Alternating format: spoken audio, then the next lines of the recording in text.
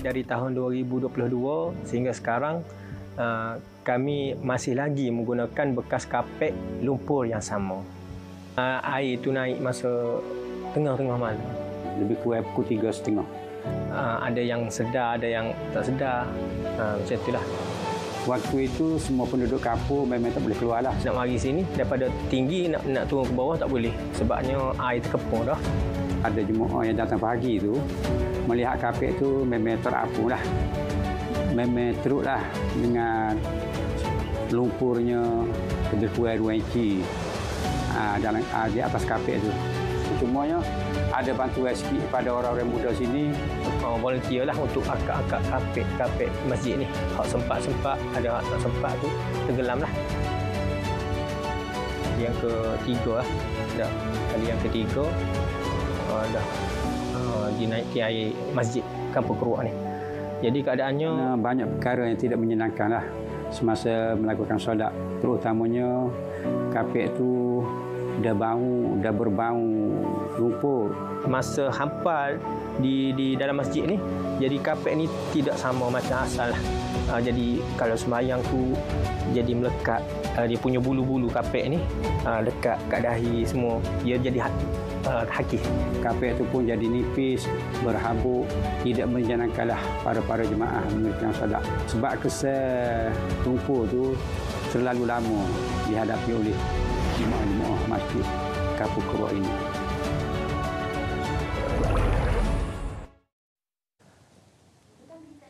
Penonton, Yayasan Ikhlas merupakan sebuah NGO yang bergiat aktif dalam aktiviti kemanusiaan dan namanya terasing lagi dalam masyarakat kita. Untuk pagi ini kita akan bicarakan tentang cahaya kesyukuran bangunkan semula Masjid dan Surau bersama dengan Tuan Bilal Jailani, pengurus besar Yayasan Ikhlas. Assalamualaikum, selamat pagi Tuan. Assalamualaikum. Baik, sihat Okey, tadi kita boleh lihat satu gambaran berkaitan dengan surau dan juga masjid yang perlu kita perbaiki dari semasa ke semasa. Jadi apa antara kempen telah dijalankan oleh Yayasan Ikhlas pada ketika ini? Okey, baik. Bismillahirrahmanirrahim. Assalamualaikum warahmatullahi wabarakatuh. Saya ucapkan salam bahagia kepada semua penonton. Mudah-mudahan di bulan Rejab ni kita dirahmati oleh Allah SWT. Yayasan Ikhlas bagaimana tahun-tahun sebelumnya, setiap kali November hingga Mac kita akan aktif turun ke tempat-tempat yang banjir lah, utamanya di pantai timur. Dan baru saja minggu lepas kita pergi ke Dungun, berkampung ke sana 3 hari 3 malam, membantu membersihkan rumah penduduk dan juga infra sosial yang terdapat dekat sana. Dan bila kita turun, apa yang kita nampak adalah masyarakat sedang berada dalam fasa pasca banjir dan mereka sedang menghadapi satu situasi pemulihan lah. Dan antara perkara yang mereka hadapi adalah untuk memulihkan kembali infra mereka, pusat-pusat komuniti mereka, antaranya adalah masjid dan surau. Bukan mereka tak mampu untuk memulihkan, tapi mereka sedang ditimpa musibah sendiri.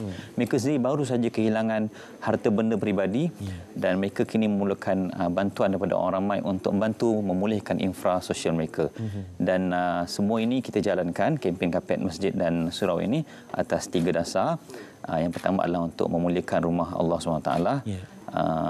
Tidakkah terjentik rasa dalam hati kita apabila rumah kita indah tersergam sedangkan kapek di masjid berbau mazhab? Betul. Dan yang kedua, kita juga atas dasar untuk mengaktifkan kembali pusat-pusat komuniti dan pusat-pusat sosial, antaranya masjid dan surau.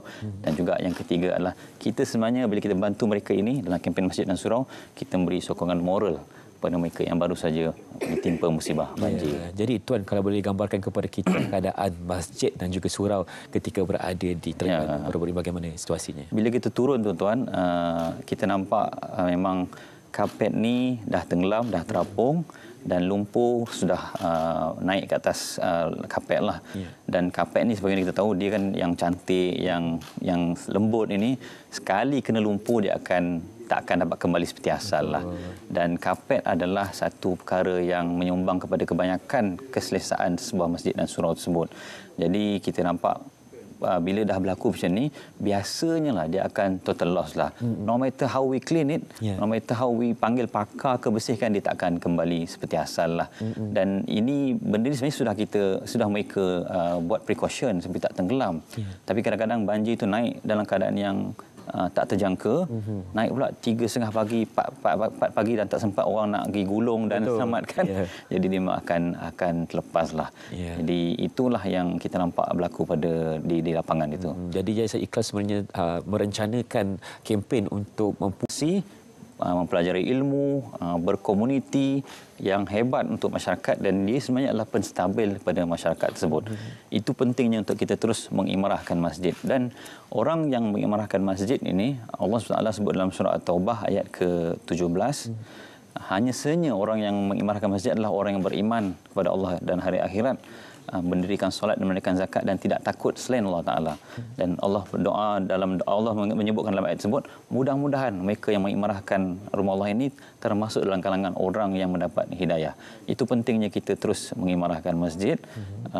Dan masjid juga sebenarnya adalah lambang dan refleksi kepada sebuah komuniti. Betul. Kalau kita pergi masjid, tengok pintu tandas tercabut, itu sebenarnya reflek kepada komuniti itu. Jadi kalau kita pergi ke masjid itu indah, sergam, cantik, itu adalah refleksi kepada komuniti tersebut. Masya Allah. Jadi kita perlu berlumba-lumba untuk kita memuliakan tempat kita beribadah seperti masjid dan juga surau. Jadi alhamdulillah sebenarnya saya seronok dapat melihat kepada perkongsian yang dilakukan oleh tuan sendiri.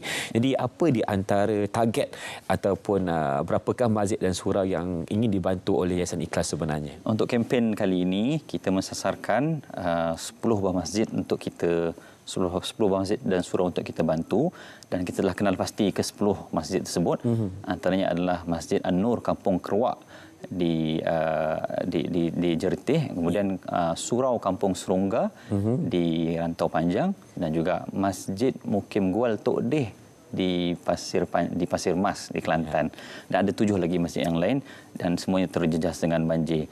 Dan untuk rekod pada tahun 2022, ketika itu negara kita dilanda oleh banjir yang besar juga, Yayasan Ikhlas juga melancarkan kempen seperti ini, dan pada ketika itu kita berjaya menyumbangkan kapek kepada 13 buah masjid dan surau di seluruh negara.